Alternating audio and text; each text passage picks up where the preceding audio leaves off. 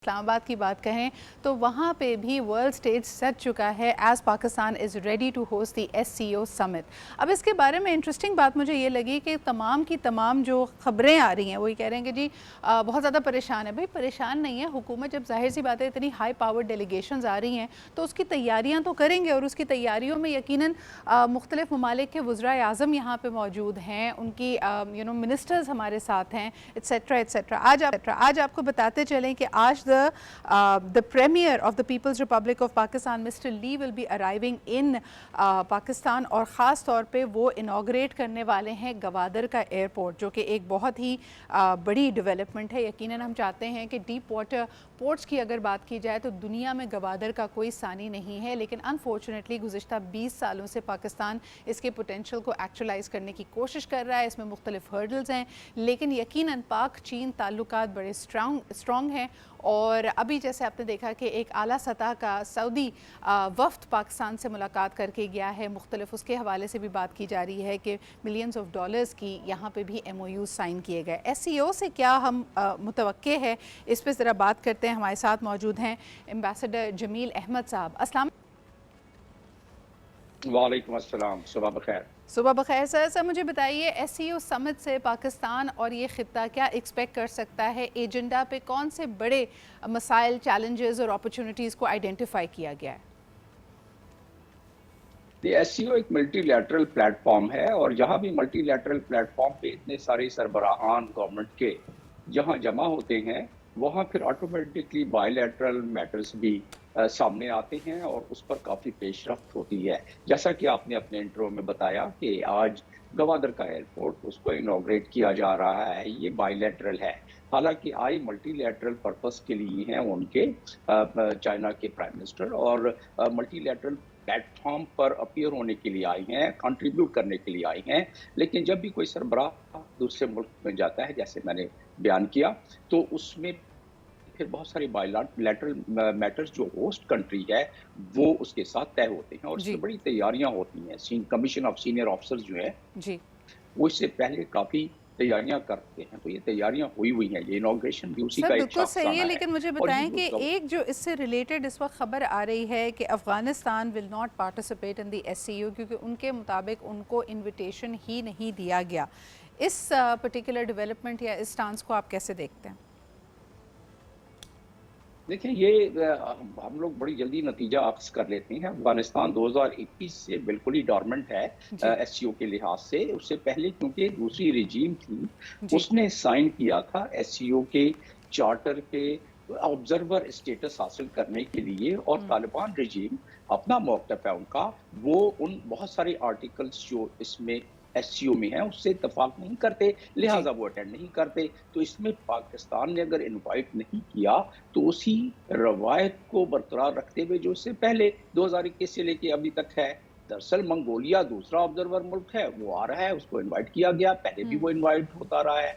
कोई SCO का platform पहली दफा तो ये सबमिट नहीं हो रहा है। हेड ऑफ गवर्नमेंट्स का, council of head of government का हर साल होता है, तो उसमें पिछले 3 बरस से नहीं आ रहा है, इसलिए इसमें कोई तशवीश की बात नहीं है। उनका अपना मौक़िफ़ है और हम उसकी रिस्पेक्ट करते हैं। वो नहीं आ रहे हैं, कोई बात नहीं। जब वो उन आर्टिकल्स पे उनकी तहफ़्फ़ुज़ात दूर हो जाएंगे तो वो ऑब्जर्वर स्टेटस भी हासिल कर लेंगे और उनको मेंबर भी बनना चाहिए। साहब, एक सवाल और करना चाहूँगी।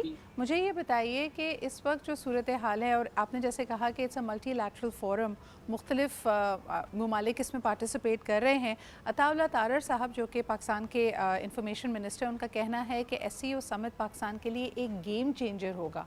सो इसमें उनकी इस क्लेम को, इस स्टेटमेंट को आप कैसे देखते हैं और किन चीज़ों पे बेस करके वो कह रहे हैं कि this is going to be a major turning point for the country?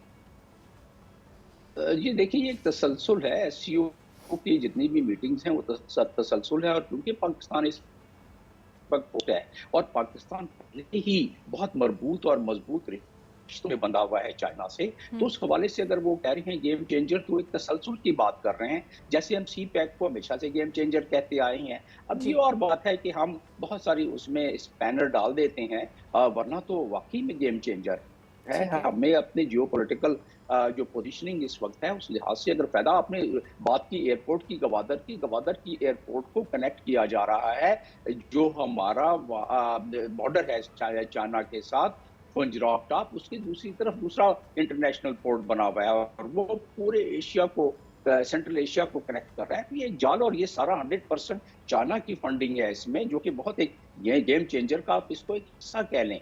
तो उस लिहाज से यस, और बहुत सारे प्रोजेक्ट्स पे साइन होने हैं बायलैटरल जी लेवल पर, जी लेकिन मल्टीलैटरल लेवल पर जो इस खित्ते की सिक्योरिटी है, लबनान है और गाजा है, और जो ईरान पर हमला होने की जो बाज़गश्त बहुत तेज चल रही है आने जी वाले दिनों में, तो वो तमाम के तमाम मामला इसमें डिस्कस किए जाएंगे। लेकिन बहरहाल ये इस पे trade, commerce, cultural exchange, political exchange और एक जमील दूसरे साहब, को एक आखिरी राहदारी सवाल देने करना की जो चाहूँगी जी, कि हमेशा जैसे बार बार इस बात को हाईलाइट किया जा रहा है कि सिक्योरिटी प्लान बड़ा मजबूत बना रही है हुकूमत। यकीनन ये एक हाई प्रोफाइल मीटिंग है जो इस्लामाबाद होस्ट कर रहा है।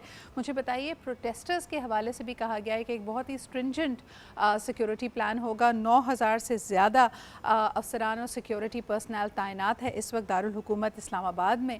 क्या कहेंगे इसके ऊपर सर? प्रोटेस्टर्स के यानी जाहिर सी बात है, ज़्यादातर ये जो प्रोटेस्ट हैं वो पोलिटिकल प्रोटेस्ट हैं, they claim to be peaceful, और सेक्शन 144 भी इस वक्त नाफिज किया गया। लेकिन इसके बावजूद क्या हुकूमत की कोई और हिकमत अमली होनी चाहिए थी डायलॉग की, इंगेज करने की with the other political parties?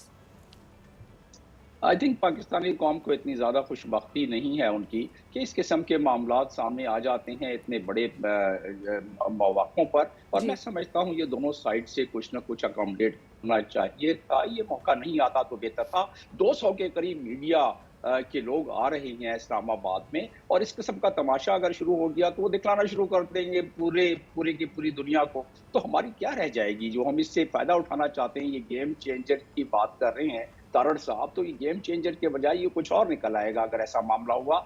तो चाहिए कि दोनों साइड से इसको किसी न सो किसी तरीके टाइमिंग्स से आर मामले ऑल्सो को हल वेरी करने की इंपॉर्टेंट। कोशिश करें। आपने देखा होगा जमील साहब, कल भी ये बात होती रही कि एक कराची में होने वाली एक पीसफुल प्रोटेस्ट के ऊपर सिंध पुलिस ने उसको क्रैक डाउन किया, तो उस पर भी लोगों ने यही कहा कि काफ़ी पीसफुल प्रोटेस्टर्स इसमें मौजूद थे, और रिलीजियस इंटॉलरेंस, हमारी इतलात के मुताबिक रिलीजियस इंटॉलरेंस के ऊपर ये प्रोटेस्ट की जा रही थी, और इसमें बहुत सारे जाने माने लोग भी शामिल थे, पीसफुल प्रोटेस्टर्स थे, क्वालिफाइड लोग थे। इसमें आप डॉक्टर्स, लॉयर्स और एक्टिविस्ट की एक बड़ी तादाद देखते थे।